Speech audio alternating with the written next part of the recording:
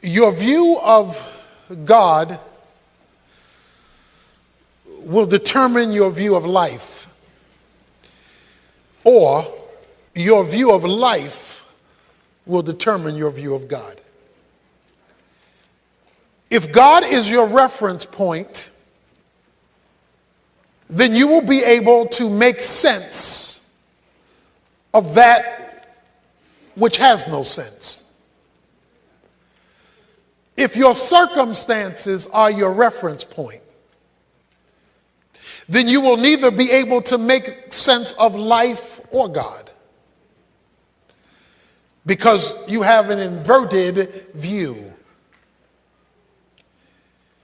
The second most important truth you could ever learn as a Christian is what I want to speak to you about. I say the second because the first thing that you need to learn is salvation by faith in Christ. Becoming a Christian is the first thing. Nothing can preempt that as the first understanding. To understand and respond to the gospel is of first importance. Paul says that in 1 Corinthians 15, of first importance, I declare to you the death and resurrection of Jesus Christ. But second to that is your understanding of the sovereignty of God. If you do not understand the sovereignty of God, then you will not be able to make sense of life. Most of us have lived long enough to know that life throws curveballs. Life is full of the unexpected. Life is full of pain and problems. Life is bittersweet, sometimes bitter, sometimes sweet, sometimes both. Your view of, and therefore response to, the sovereignty of God will determine your ability to cope with the confusion of life. Let's make sure we're on the same page. Let me define for you what I mean by the sovereignty of God. I'm simply saying that God is the absolute ruler and controller over all of his creation. Sovereignty simply means to rule over, to reign over, to be in control over. To say that God is sovereign, which speaks of his kingship, his kingly role, is to say that there is nothing that happens over which he is not in control. That control is either manifested either by direct causation, he makes it happen, or by consciously allowing it to happen. He either controls it, he says, that's what I want to happen, so it happens, or he says, that's not what I want to happen, but I'm going to let it happen because I'm going to use it for what I want to happen. You cannot have a sovereign God and have luck.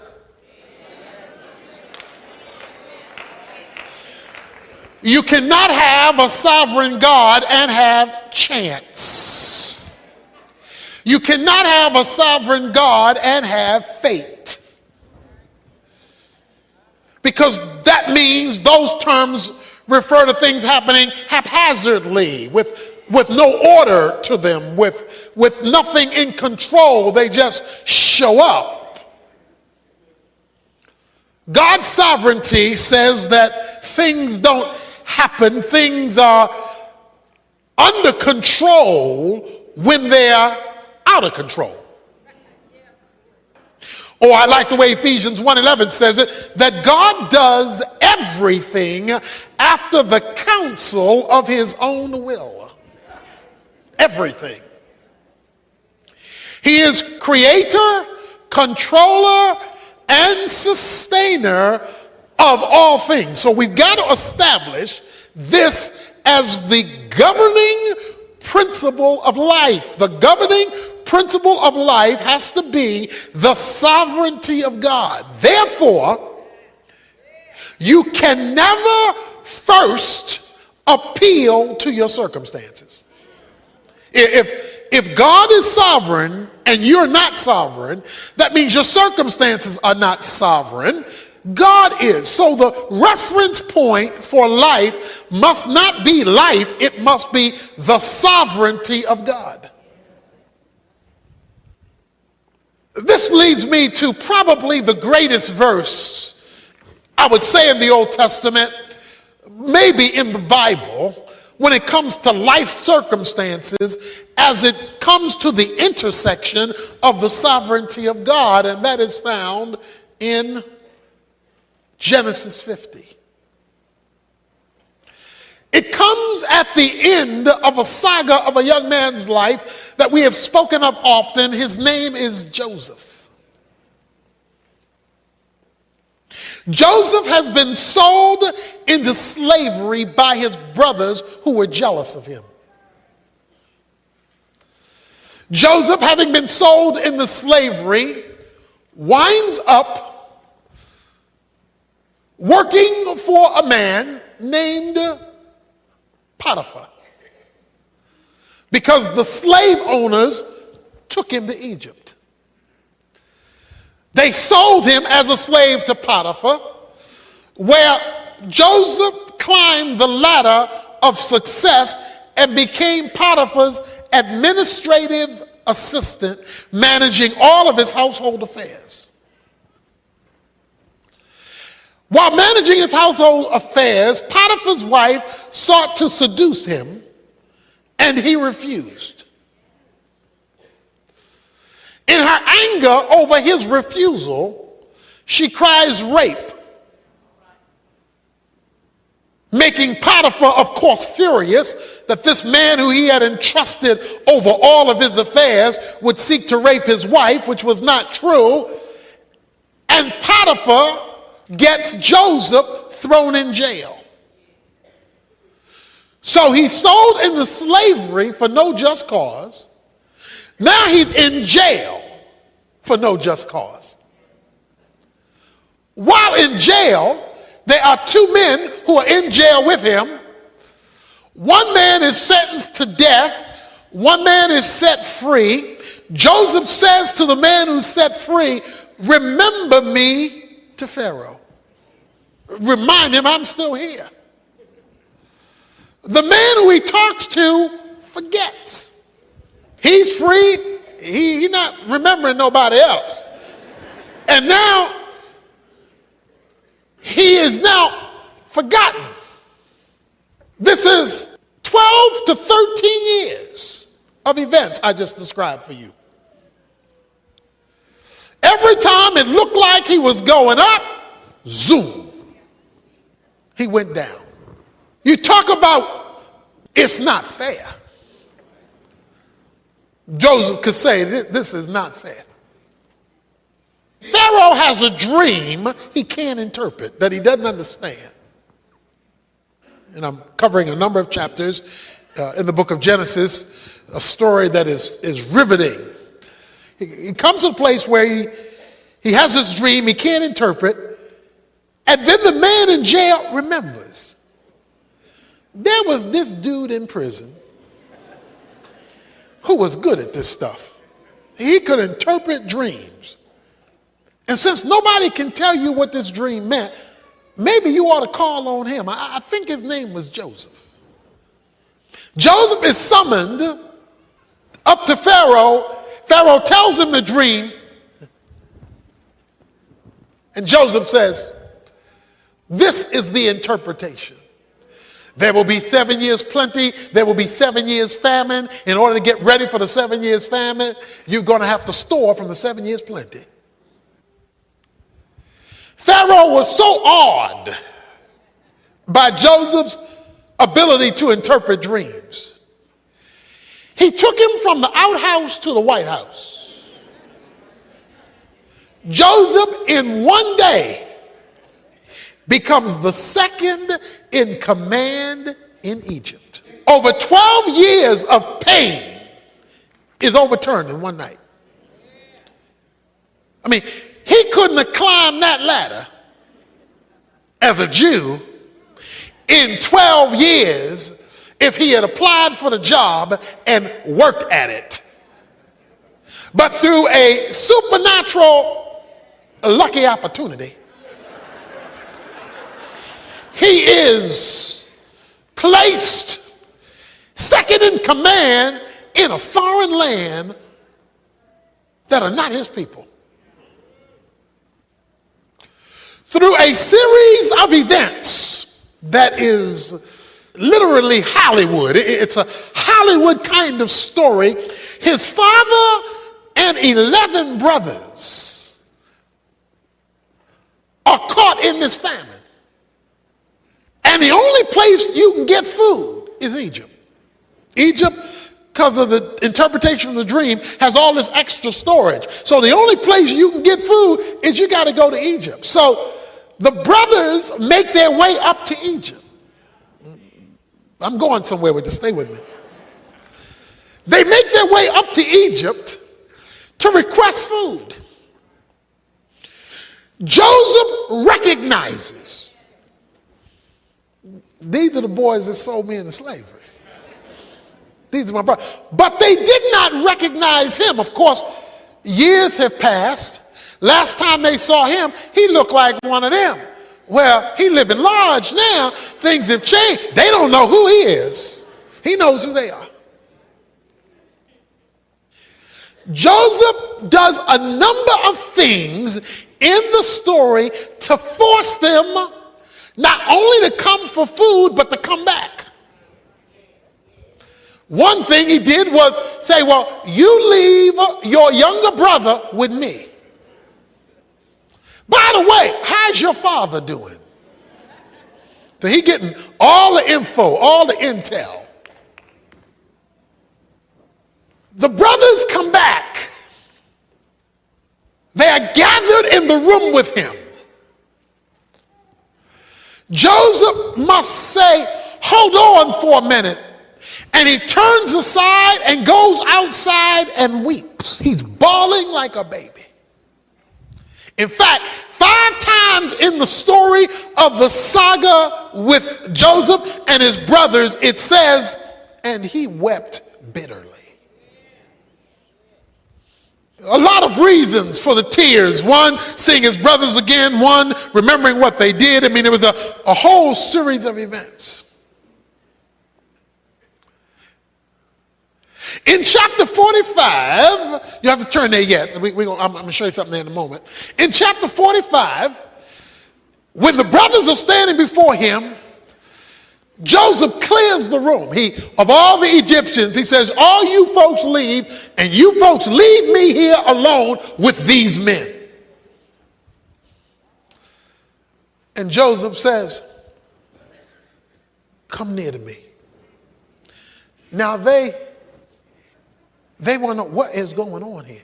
All we did was come up for food. Now we are trapped in this circle that we can't break out of. Come near to me. Now, some time ago, I shared with you what my holy imagination thinks happened. Because it was on this occasion, the Bible says, Joseph revealed himself to his brothers. And from my perspective, the fact that he tells everybody else, leave, he tells them, come real close. He wants them to see something that would validate his identity. And there was only one thing that would validate his identity: his circumcision. Thus, everybody leave, you come near. I am your brother Joseph. Because only Jews were circumcised. Nevertheless, they're now terrified. Because the one they sold into slavery is now in charge. You know, what goes around comes around. It ain't over till it's over. In chapter 50, the brothers saw that their father was dead. Jacob is now dead, the father. And they are terrified. What if Joseph should bear a grudge against us and pay us back in full for all the wrong we did to him? What if? As long as daddy was alive, out of respect for daddy, he withheld his hand. But now daddy ain't here to hold him back. What if he now is going to get even? So they concoct a story. They make up a story in verse 16. Said, your father charged before he died. Daddy told us to tell you. Please forgive, I beg you, the transgression of your brothers and their sin, for they did you wrong. Please forgive their transgression of the servant of God, of your father. And again, Joseph wept before them. It wasn't fair. It wasn't right. His life got messed up because they messed him up. Has there been anybody in your life who's messed you up? What they did to you, what they did about you, how they put you down, how they treated you, how they reneged on you, whatever, it has messed you up for years. Because he went through 12 years of torture for something he had never done wrong. His brothers came to him and fell down and said, behold your servant. And then Joseph says the words that are at the heart of my point this morning. Do not be afraid, verse 19. For am I in God's place? You meant evil against me, yet you did me wrong. But God meant it for good, in order to bring about this present result, to preserve many people alive. It doesn't get stated any clearer than that. Am I in God's place? He says, I am looking at this through a different set of eyes than you are. You're looking at what you did to me, and what you did to me was wrong, but what you did to me is not my final reference point. What you did isn't the bottom line. What you did isn't the final point. What you did didn't make it over. He says, you meant it for good. You did me wrong, but you meant it for evil. You did me wrong, but God meant it for good, to bring about this present result. When life treats you wrong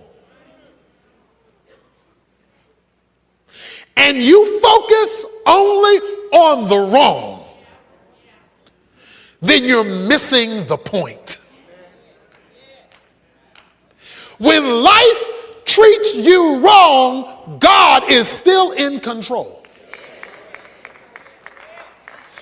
When it's not fair, it doesn't mean it's not God.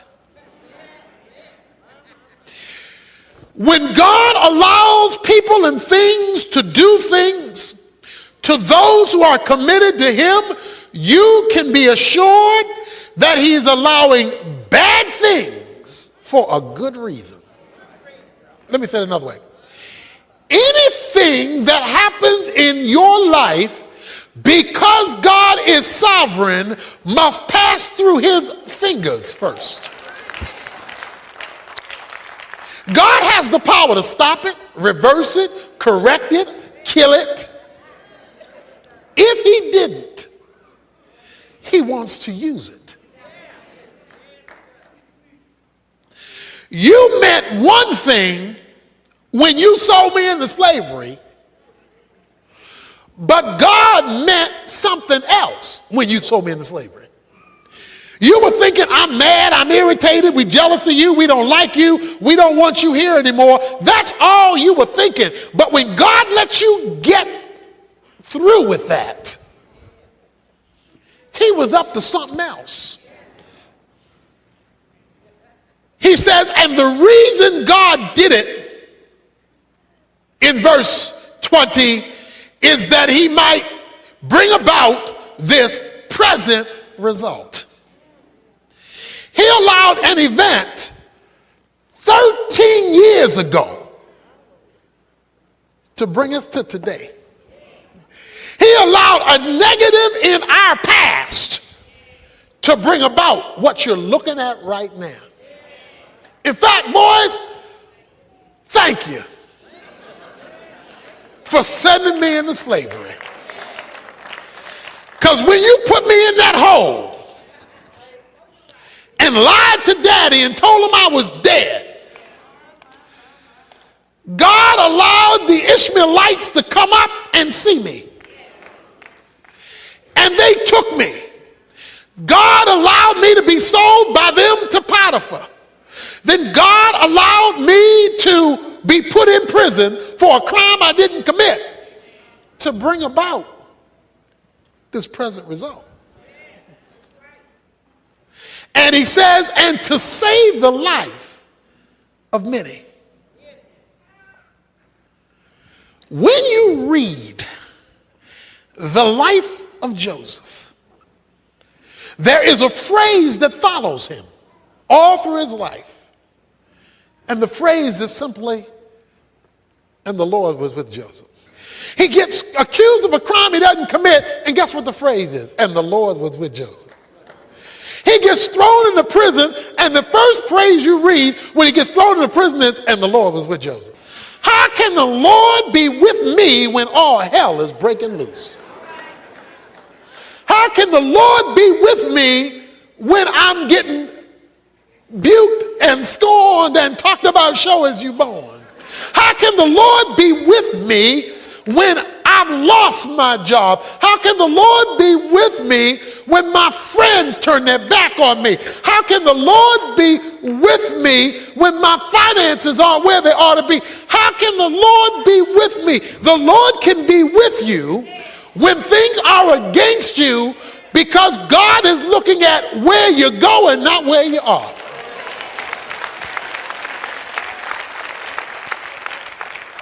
You see, our problem is all we see is what we see. And if what we see we don't like, then our first question is to indict God, where are you? Unless you understand God is sovereign and that he controls all things, either by determining them or by allowing them for a greater purpose, you're going to be stuck where you are. You're going to be bitter and you're going to be angry.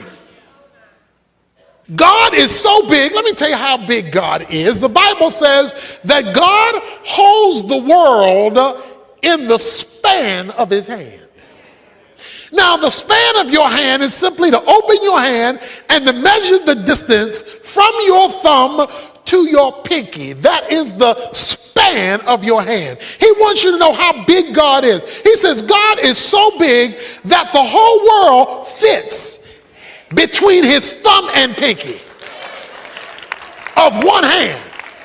Now, if the whole world fits between the thumb and pinky of God, he don't need his arm, he don't need to grab it, he don't need his feet to hold it up, he don't need all that. All he needs is one hand, and the whole world fits there.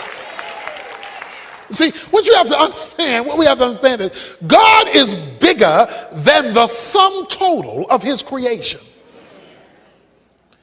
He is not part of the creation. He is bigger than the creation. However, he is involved in the detail. This same God who controls everything from the palm of one hand is the same God who doesn't miss a sparrow when it falls to the ground.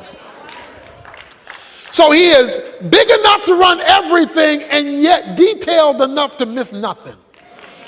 He did not miss what happened to you.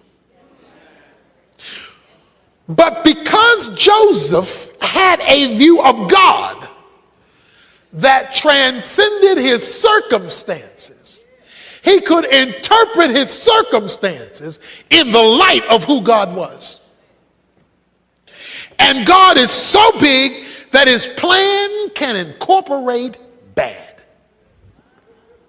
He is so big, God can't do bad. God doesn't promote bad, but God can use bad for his plan. One of the proofs or tests of your spirituality is whether you see the hand of God when you're looking at the hand of man. I hope you didn't miss that. One of the tests of your spiritual progress is whether you see the hand of God when you're looking at the hand of man, especially when the hand of man is negative. Yeah, you get your praise on when the hand of man is good. Because then you're seeing, well, that must be the hand of God. But when the hand of man is bad, if you are a spiritual person, you're watching the hand of God, using the hand of man in its evil, in spite of its evil. Joseph was confident in the plan of God. Look at chapter 45. Verse 4. Then Joseph said to his brothers, please come closer to me. And they came closer. And he said, I am your brother Joseph, whom you sold into slavery. So this way he calls them close. And now do not be grieved or angry with yourselves because you sold me here. I'm going to talk about that in a moment. For God sent me before you to preserve life. Don't get mad at what you did, because what you did, God did. For the famine has been in the land these 2 years, and there are still 5 years in which there will be neither plowing nor harvesting. And God sent me before you to preserve you for a remnant in the earth, to keep you alive by a great deliverance. Therefore, it was not you who sent me here, but God. And he made me a father to Pharaoh and Lord of all of his household, to rule over the land of Egypt. You didn't send me here. Now let me show you another scripture. Psalm 105, verse 16. And God called for a famine upon the land. And he broke the whole staff of bread, and he sent a man before them, Joseph. Now this is the psalmist writing many years later after all these events have happened. And he sent a man before them, Joseph, who was sold as a slave. They afflicted his feet with fetters, put him in prison. He himself was laid in iron for a crime he didn't commit, remember? Until the time that his word came to pass, the word of the Lord tested him. The king sent and released him, the ruler of peoples, and set him free. He made him lord of his house, Pharaoh did, and ruler over his possessions, to imprison his princesses at will, that he might teach the elders wisdom. And here's what I want to point out. Israel also came to Egypt. Israel is Jacob. Jacob's name was turned to Israel. All right, let's put this in perspective now. Remember now. If you are on the same page with God and bad things happen to you, You must look at the bad things as the hand of God and not merely the hand of man. That's my point. God knows what he's doing. In allowing that to come to you, he knew it was coming. He decided not to stop it, so he must plan to do something with it. You say, but why is he allowing the negative? He tells you in Psalm 105, he says, to test him. Joseph, you talking about all that, I trust in the Lord. You say you believe in me, you have confidence in me. Let's see. Do you trust me when man's hand is against you? When you are committed to God and man's hand is against you, it's a test. It's a test. God wants to see whether you trust him, not hear it. Do you trust him when it's going backwards? When it is going in reverse? Are you blessing his name now? Are you worshiping him now? Are you giving him glory now? Are you coming to church now? Are you serving him now? Are you giving now? Are you responding like he's good even when it's bad? God allowed the negative to test you. God was up to something much bigger. In fact, the reason it took so long was because it was so big. Let me give you good news about a long test. If you're in a long test, it's because there's a big reason. So let me tell you the reason. He says, Israel came to Egypt. God made a promise years earlier to their forefather named Abraham. I'm going to make of you a great nation. I am going to make of you a great nation, and when I make of you this great nation, as part of this process of bringing this nation into being, God says, you will be in a land called Egypt for 400 years. And out of that 400-year experience, I'm going to give birth to a nation that will come out of your offspring, and this nation shall be my people and shall glorify my name. That goes way back. That's what Joseph's great-granddaddy. That's way back. Question is, how was God going to keep his promise? He got Joseph's brothers to sell him into slavery. The slave owners sold him to an Egyptian. The Egyptian sent him to prison. He became the confidant of Pharaoh. He's the only one who could supply the food, which brings his 11 brothers up to Egypt. While they are now living in Egypt, they become the children of Israel, expanding in Egypt. So guess what? God used the negative in one man's life to keep a promise about the building of a whole nation. Joseph went through deep waters because God was doing a whopping thing. When your waters are deep and they're lasting long, get your praise on. Because he's preserving something. He's building something. He's doing something. The problem is only spiritual people see this. The carnal are complaining. The carnal are cussing and fussing and rebelling. The carnal are spending all day asking why rather than spending time giving thanks in everything.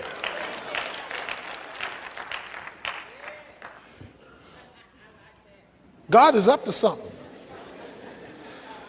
If his delay is one negative on top of another, and you're walking with him. See, Joseph was walking with God. And because he was walking with God, it was not wasted time.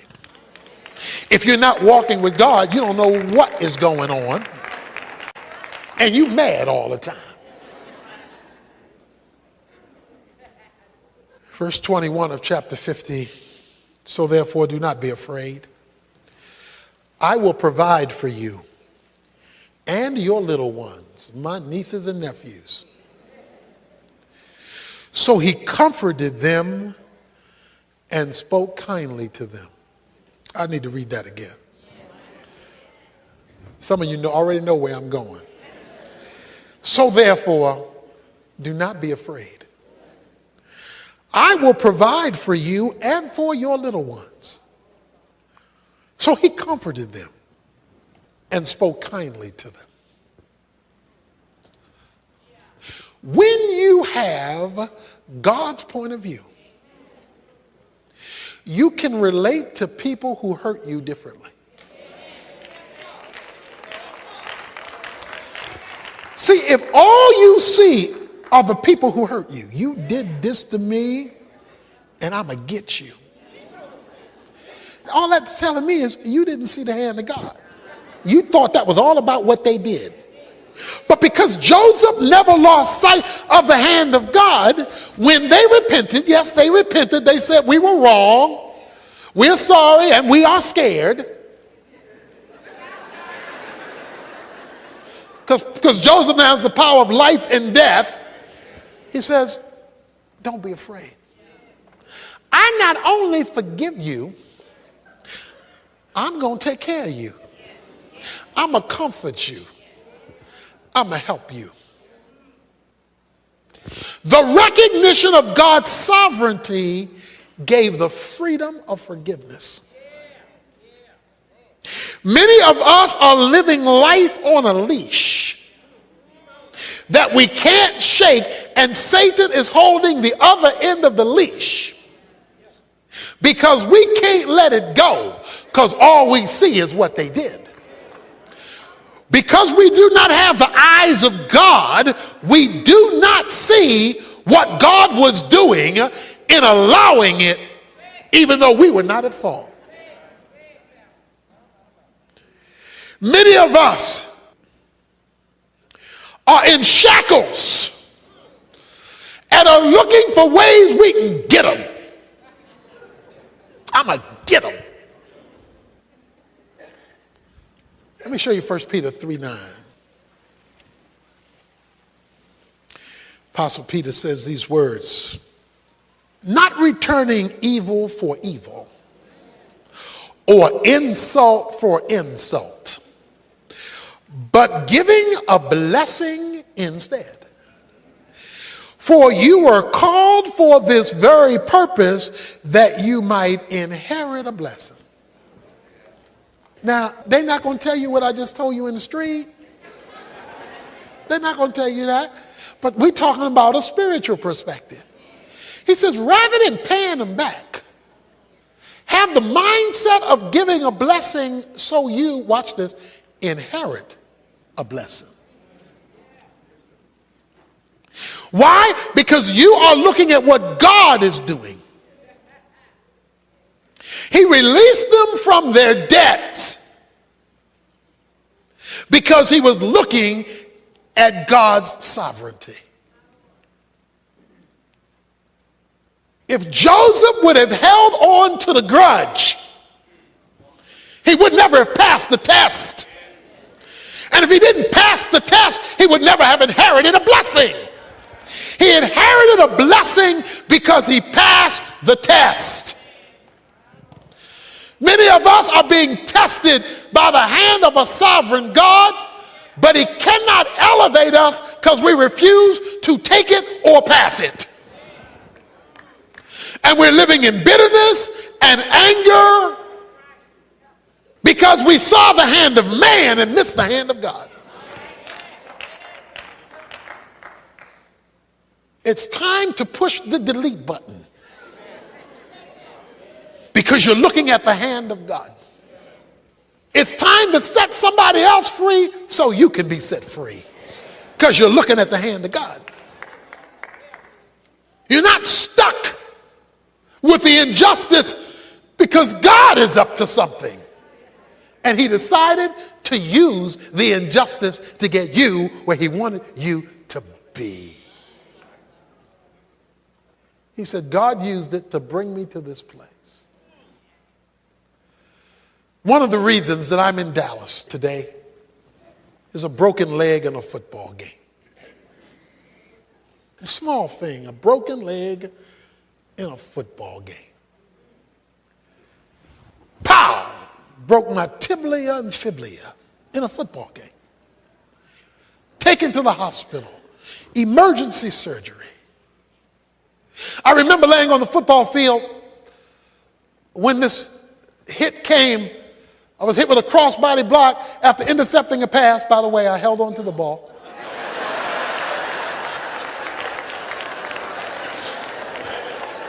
Just want to get that straight. I'm not a punk. I held on to the ball.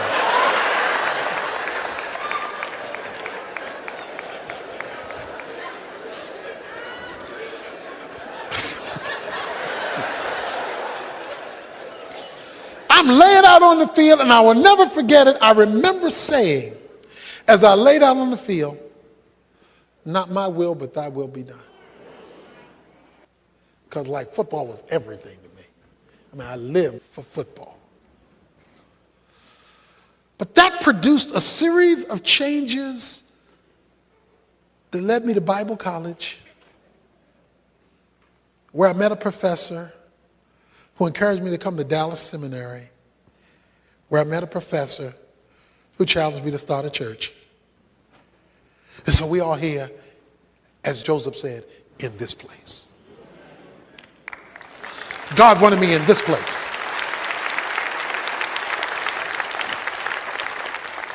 And it was inspired because something got broken. If God is allowing something in your life to break, rather than simply going off on the one who hits you, ask, Lord, what is your will? What is your plan? What place are you taking me? When astronauts are learning to fly, they are put in a flight simulator where pilots are confronted with every kind of conceivable flight emergency. It is there in the simulator that they hone their responses and skills until they can successfully face them. They are given difficulties so that they can have the proper reaction when the real thing comes. The simulator really isn't the real thing. It just feels like it. They are preparing them in the test for when they get high, for when they're elevated, when they take off. God is allowing you in the simulator